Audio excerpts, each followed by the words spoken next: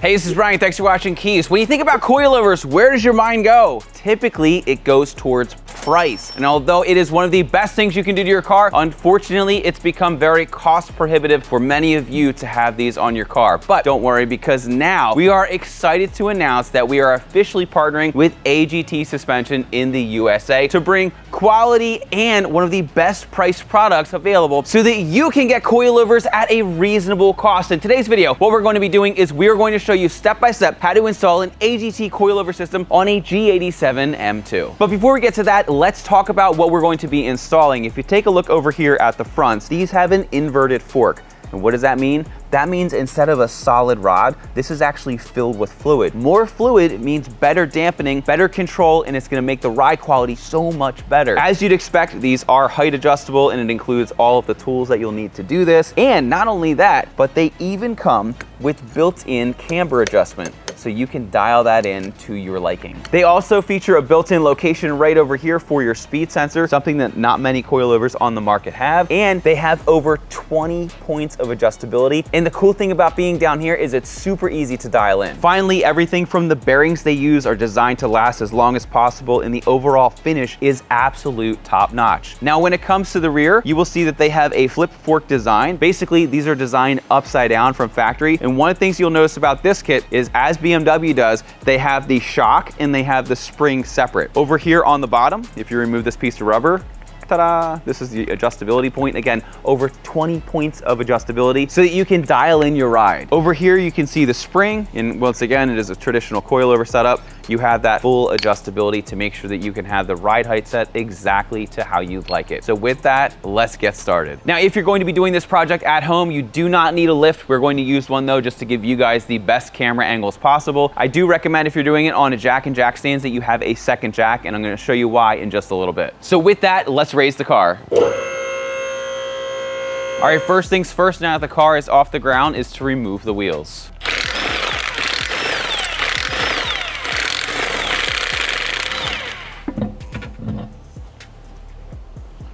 Okay, grab a 16 millimeter if you have a through socket. This is going to be the absolute best choice. And then you're going to need a T30, and that is to remove the drop link. What you'll wanna do is put this on here, and then you can hold the middle just like that, and loosen this up. All right, so then once you get this loose, remove the nut, and then you can pull this out. Sometimes it'll be a little bit tight. If so, all you need to do is just kind of shift this around, and then it should pop out.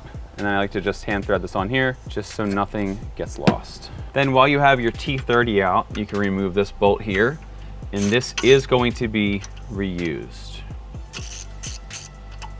Gonna put this to the side. All right, from here, what's going to happen is we need to work up top, and then I'm going to put the car super low down because I want to show you guys what you're going to basically be doing if you're doing it on a jack and jack stand. So with that, let me lower the car quite a bit. Okay, so what we need to do now is we need to disassemble some of this plastic trim. So take your windshield washer line out of here, flip this over to unlock, and this is going to rock up. All right, so from here, we need to remove this piece right here. If you take a trim tool, like this one here, you can just pop these up. Basically, the middle pops up, and then the entire thing will pop up. So there's one over here, one over here, one over here, and there's a hole over there that BMW just decided they didn't want to use. So at this time, you can remove all of these. All right, so then what you can do, start to lift this up over here, start to navigate it out of the way, just like that. If you do have EDC, you can see that there is a connection. You're gonna wanna lift up on this, and if you take a look, there's another sensor. All you need to do is just pull straight up, and it's gonna come out with ease. Now for this project, we are going to be deleting EDC, as you do with most coilover setups. So you can just pop this up and just remove this entire piece. Next, you're going to need an E14 for these 4 bolts that hold your front strut in place. What I'm going to do is I'm just going to break the torque a little bit and just slightly loosen them by about 1 turn. This gives you a little bit more wiggle room in the bottom when you go to remove it. Okay, and then let's go back down south and resume. All right, so from this point, what you're going to do, again, we're trying to show you what it's going to be like if you're doing this with a jack and jack stands where possible. If you're doing this on a lift, you probably just use a pole jack. It's a little more convenient. But what I'm going to do is I'm just going to get this lined up under the control arm so that when we loosen the bolt, it doesn't just fall on the ground. Make sure that you're not under the dust shield too. All right, so now that I have just a little bit of pressure, what I'm going to do is remove this 16mm nut and bolt. Whenever you remove these bolts, always put them on the ground the way that they came off. You can see this one is front to back. So at this time, grab a 16mm and you can remove this.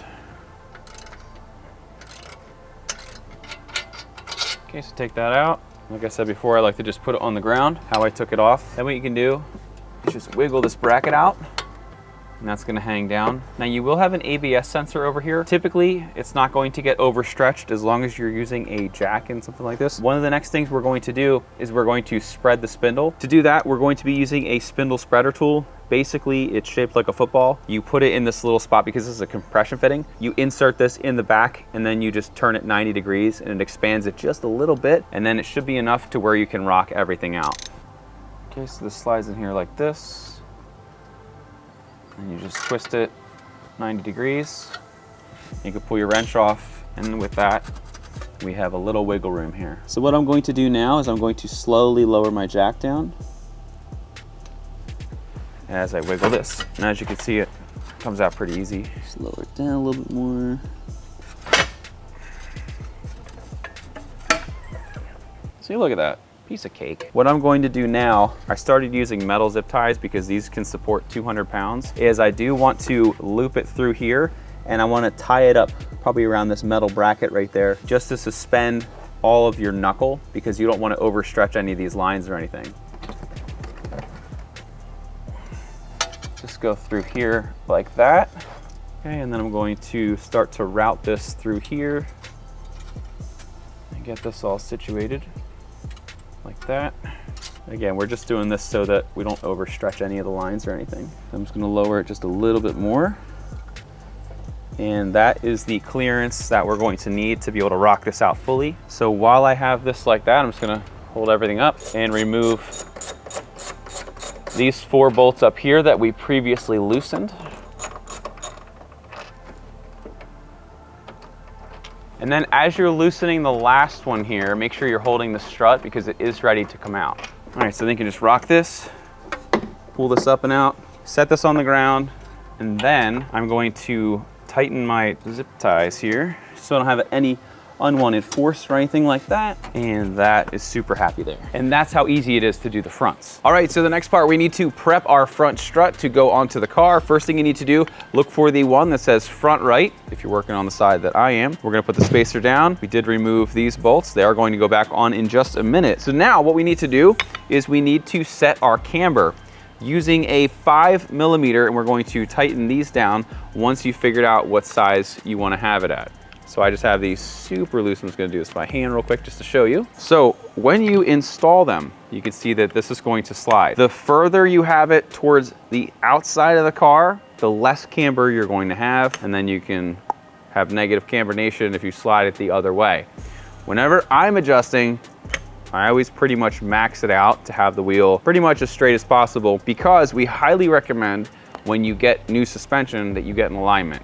So I like to set it super conservative, and then when Bill takes this car to get aligned, then they can dial in the camber and they can actually have exact readings instead of just being like, that looks good. Now you could always put it where you think it should be and just try to make it even with these little alignment lines right here, and you should be pretty good. But to get it precise, you really need to go get a professional alignment. So with that, I'm going to tighten these 5 mils, and these get torqued down to 15 Newton meters.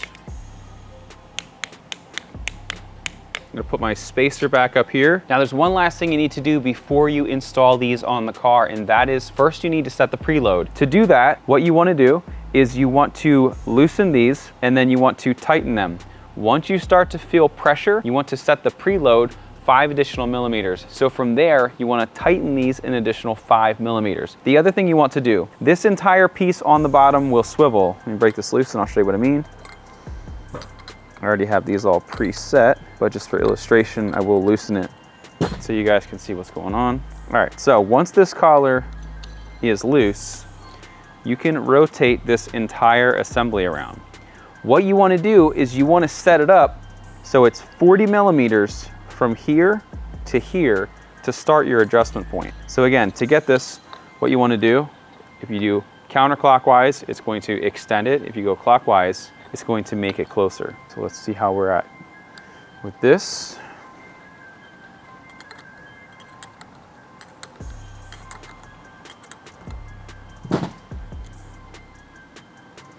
All right, so we're 38.6, so I need to go around another revolution.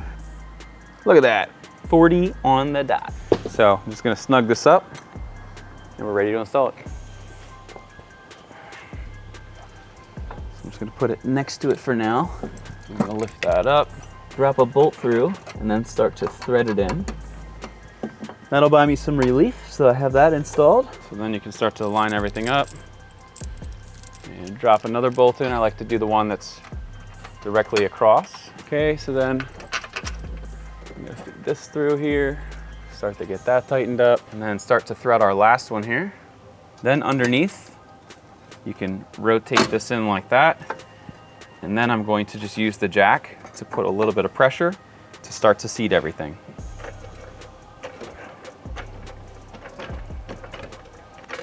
Okay. I like to do it until there's a little bit of tension. That way I know that everything is fully seated. At this point, I can cut my metal zip tie here, get this out of the way. You can take your bolt, remove your spindle spreader tool if you haven't already. All right, so then you can take this, slide it on just like that. Now, when you're adjusting your shock, you wanna make sure that you have this bracket right here, 90 degrees from your brake, because that's where your drop link is gonna go, and you need to make sure that it's in the correct position. Once you have all that done, you can take your bolt and your nut, you can reinstall those. So then we're gonna torque this down to 56 Newton meters. It's super important that you torque this bolt, because otherwise what happens is your strut is able to wiggle around. You're gonna get really annoying noises, so make sure you do that. So then what you can do is tighten these down.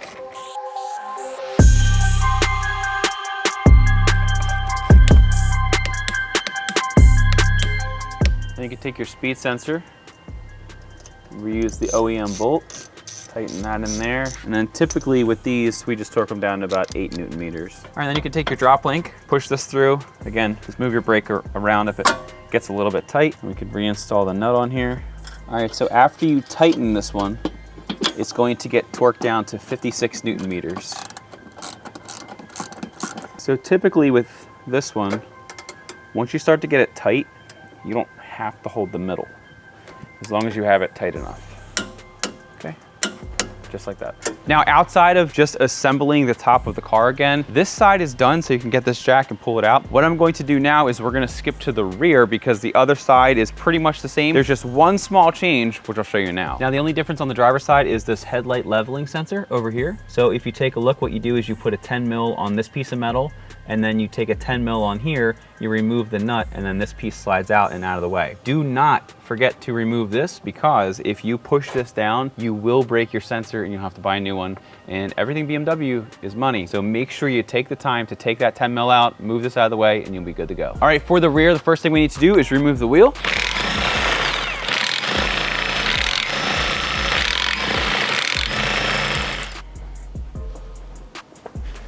All right, so first thing we're going to do is disconnect this connection up here. So once again, you take this little tab, you push it out, and then you press on it, and it lifts that little tab right there, and then you can disconnect it. Then once you've done that, there are 3 E-torques. There's 2 on this side and 1 over there, and this is an E12. So at this time, you can remove those. Now what you can do, disconnect these 2 sensors. Disconnect the bottom one as well. And then what you can do on the speed sensor is just press on this tab and just disconnect that fully. With your ABS sensor, you can just kind of let that hang for now. Then what you can do with an 18 and an 18, you can remove this bottom bolt here. And once you get it loose, it should come out with ease. There should be 0 tension on it at all. And again, what I like to do, take the bolts out and lay them on the ground just like they came out. This one goes front to back. All right, so what we're going to do now is we are going to apply light pressure over here. Then we're going to remove this 21mm nut and bolt, and then this is going to rock down. Now you can do it by removing the camber bolt. Just make sure you mark it before you remove it, but it's not super necessary. It's kind of personal preference on how you want to do it. For this part, it's a lot easier for us to film it up in the air. If you're doing this with just a jack and jack stands, all you do is just put a jack here. Super easy to do. At this time, what I'm going to do is I'm going to remove this 21mm bolt and nut. I highly recommend using a breaker bar to get it started because it is a lot of torque. Once you've broken the initial torque, just use a regular ratchet. Make it a little bit easier. All right, got the nut off. Now, as you go to remove this bolt, just be mindful. Yes, we have a jack under here, but this is under spring tension, so just be very careful as you remove it.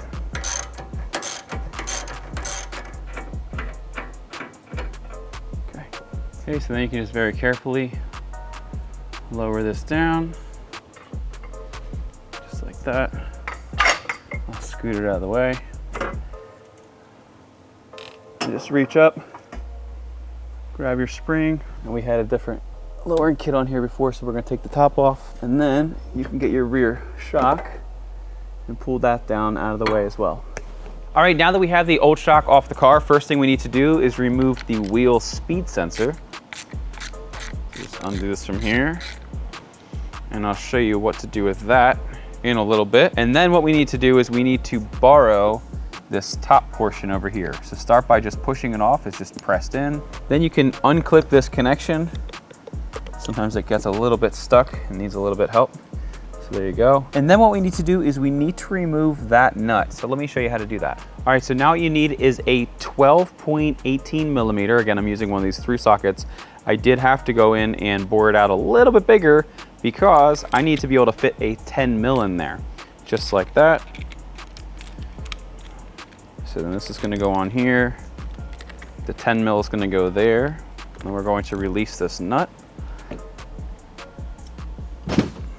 And this is the proper way to do it.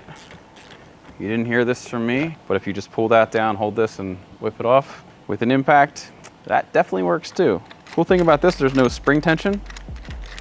So once you get it off, you don't have to worry about anything shooting off at you. Except that. Okay. So there's the nut there. And then this is the top hat that we're going to need to reuse for our new kit. All right, so then on our new kit, you're going to remove the nut, take the top hat, put that on just like that. Then you can reinstall the nut that was removed. Then with the 17mm, you can tighten down this nut. Then with your 17mm, just grab really firm over here. And you should be able to just get that torque down. If you try to use the Allen and all, you're just gonna strip it out. So do it like this or do it like this. So once you've done that, you can put this little guy back on, even though you're not gonna be plugging anything in, just to keep dirt and crud out of there. And now it's time to install it on the car. So then you can take your new shock. This is gonna go in here like this. Then you can take your E12s and put them back in, and these get torqued down to 28 Newton meters. Okay, you can just take this other plug, just tuck it out of the way. All right, so at this point, our rear shock is fully bolted up. Now, before you bolt this up, there is a recommended setting that you need to set it to, and that is 170mm. And that measurement point is from here to the top of the red ring. So basically what you'd want to do is you take this silver part, you can either do it on the car or off the car, and basically you would just twist this clockwise to make it smaller or counterclockwise to make it larger. And basically what you want to do is you want to have the measurement point from the end of the silver to the top of the red. So let's measure what's on the car now. All right, so from bottom of here to top of there, we're at about 170mm, so that is a good measurement. And before we install the spring, what we need to do is we need to set the distance to 30mm. So let me show you where to measure from here. So basically you're going to measure from this surface here to this surface here.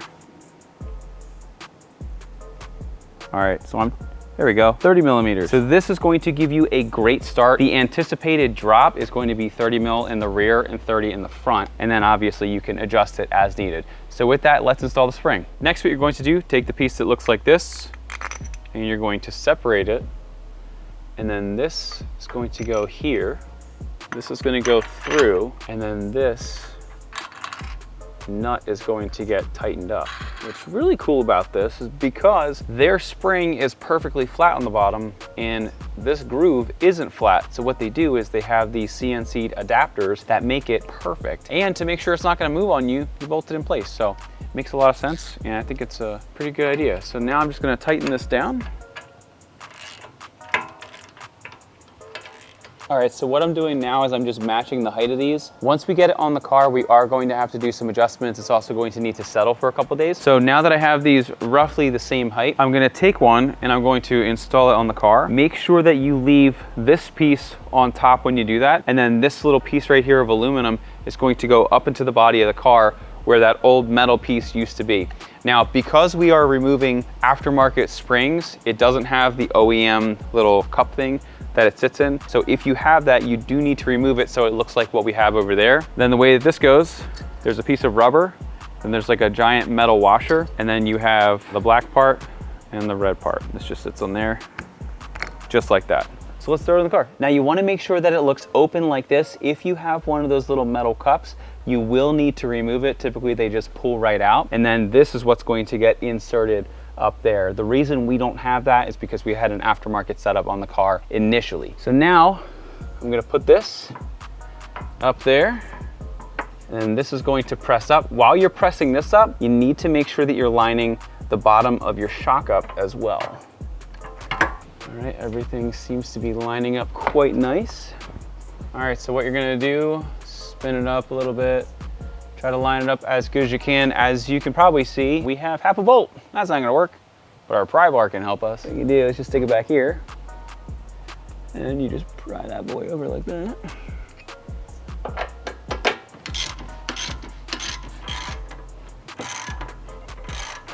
All right, so that is good for now. What we need to do is we need to torque this when the car is at ride height. Otherwise, what's going to happen is you're going to prematurely wear out your bushing. So to do that, once the car is back together, I'm gonna put it on race ramps, as you've probably seen us do in other videos. Let the car's full weight sit down, and then I'll go back and I'll show you how to torque those to spec. All right, so what we need to do now is jack this section up just a little bit. Just enough to get that bolt through.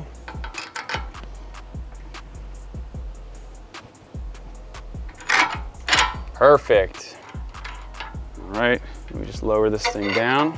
Now this one, because of how the bearing is, I can torque that one to spec. All right, then what you're going to do after you snug it up, you're gonna take your 18s on here and you're gonna torque it to 100 Newton meters. Then what you do is you go an extra 90 degrees. So I'll go up to like 4 o'clock. All right. So with that, let's move on to tying up these sensors. All right, so then what you're going to do is take your wheel speed sensor and you're gonna just zip tie it to your shock here now that you have your ride height. I'll do another one down here just to keep it nice and straight. And then making sure I have enough leeway with the wire length, I'm just gonna tie these up right here, and these are good to go. So at this point, after you go back and just make sure that everything is nice and tight, we are ready to do the opposite side of the car, which we're going to do off camera. All right, at this point, everything's installed. We threw the wheels back on just so that we could get under it. As you can see over here, these race ramps, and that's so we can put the whole weight of the car down, so then we can correctly set the suspension and torque this last bolt. This bolt over here, it's a 21 millimeter. It gets torqued down to 100 Newton meters, and then an additional 90 degrees. So we're gonna show you that now. All right, so there we have 100 Newton meters. Okay, so then we need to go an additional 90 degrees. I'm just gonna put a mark on the bolt here. I'll line that up over here.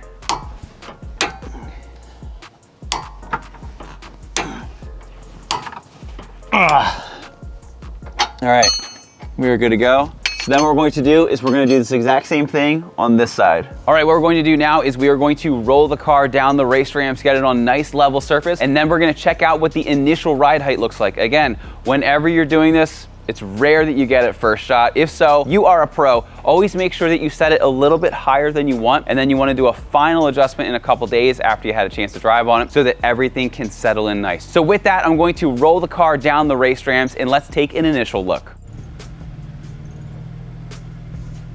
All right, now that the car is on a flat and level surface, let's take a look. So in the front, we have a bit of a monster truck, and although the suspension is gonna settle, I don't think it's gonna settle that much. So let's take a look here. Looks like we're about 28 inches off the ground. So the tire's at about 26. So I'm going to lower this probably to 27, just take a full inch out. And then that's going to have us sitting a little bit high. So when it settles, hopefully it'll settle at 26 and a half or so. So let's take a look at the rear. So the rear actually sits right at 27, and I can stick my hand in pretty straight. This actually is pretty good. I am a little bit concerned that it's going to sink too low.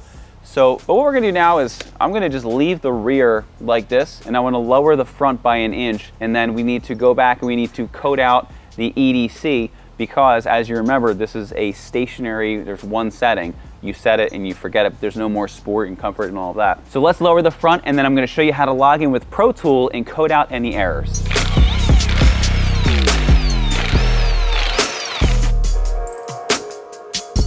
All right, so what we're going to do now, just make a couple adjustments. We're gonna try for about an inch or so, and then we'll put it back down and see how it looks.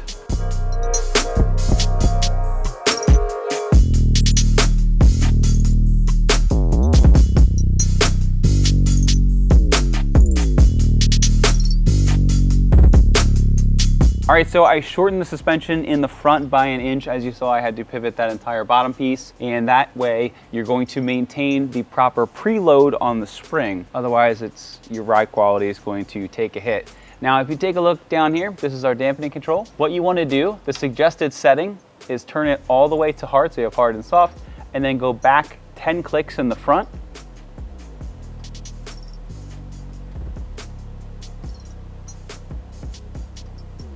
Okay. And in the rear, if you remove this little protective cover, here's your adjustment point here. What you're going to do, you're going to make it the hardest setting, and you're going to go back 12 clicks. So 1, 2.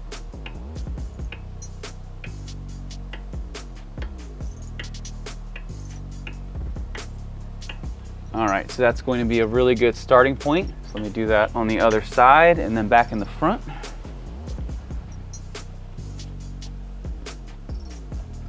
Now, one thing I do want to let you know that I did end up going back and swapping out. The OEM bolt was just a little bit too short, so I swapped this out and I used an M6x1, and it's a 25mm length. And this way, my sensor is super secure. All right, from here, I'm going to put the wheels back on. We're gonna lower the car, check it out, make any necessary adjustments. Then I'm going to show you how to use PROTOOL to code out any errors, and then we're gonna take it for a drive.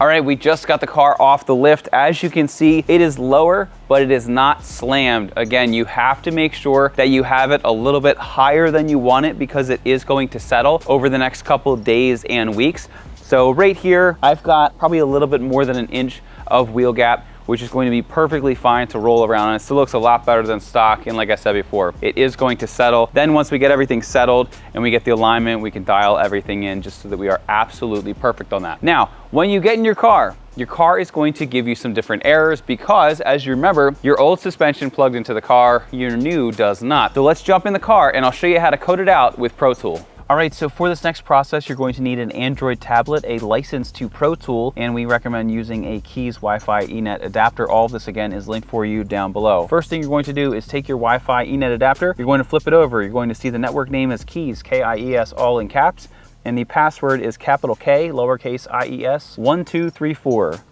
You're gonna need to remember that in about 5 seconds here after I plug it in. Once you've done that, triple click the start button. Then what you wanna do, go into your Wi-Fi settings here, and we're going to connect to the Kies network.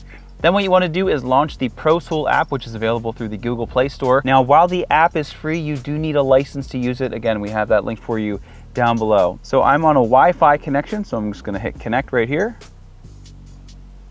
I'm going to hit connect, and it's going to go through everything identifying the car. Now, this is really cool software. You can do coding, you can do diagnostics. It is basically pro level software that is super affordable and easy to use. All right, so once you're in the main menu, what you're going to do, you're going to scroll down here under chassis where it says virtual dynamics.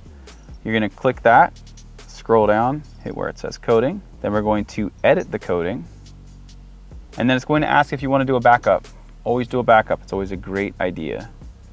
So with this, I'm going to put EDC 7/16/2024. So this way I know on that date it had EDC. I'm going to hit confirm. Then you're going to go up here to where it says VDP. Then at the top here, the magnifier, you're going to type in VDC, and you're going to search for that. And it says VDC Verbout. You're going to click that, and you're going to click the top function. It says Kies function. Make sure you pronounce it right. You're going to hit confirm. Then you're going to hit finalize down here. It's going to start to code your car. Says coding finished, clearing errors. Okay, done, just like that. So then you can turn your car back off. I like to let it sit for 5 to 10 seconds or so, then start the car and see if you have any errors. All right, cool, we just have a tire pressure light and the hood's popped. So other than that, we are good to go and we are air free. All right, so we've been driving the car now for about 40 minutes or so, and I absolutely love how the suspension feels. What's most mind-boggling about this is the quality for the price. I think this is one of the best kits on the market that you can get, especially when it comes to that price point. It rides great. The adjustability is amazing. The instructions were amazing. The quality of the product was amazing. It has camber adjustment in the front. It basically checks off all the boxes on what I want, and especially the comfortable drive. I feel so good with how this car is driving. I just want to keep driving it. So anyway, if you want your car to handle better and drive amazing, be sure to see the links in the description. We're gonna have all the AGT information for you linked down below. Once again, my name is Brian, that's Zach behind the camera. Thanks for watching Kies. If you like our videos, give it a thumbs up, make sure to subscribe. Check us out at kies.com, Kies.com. Thanks for watching, and we'll see you in the next video.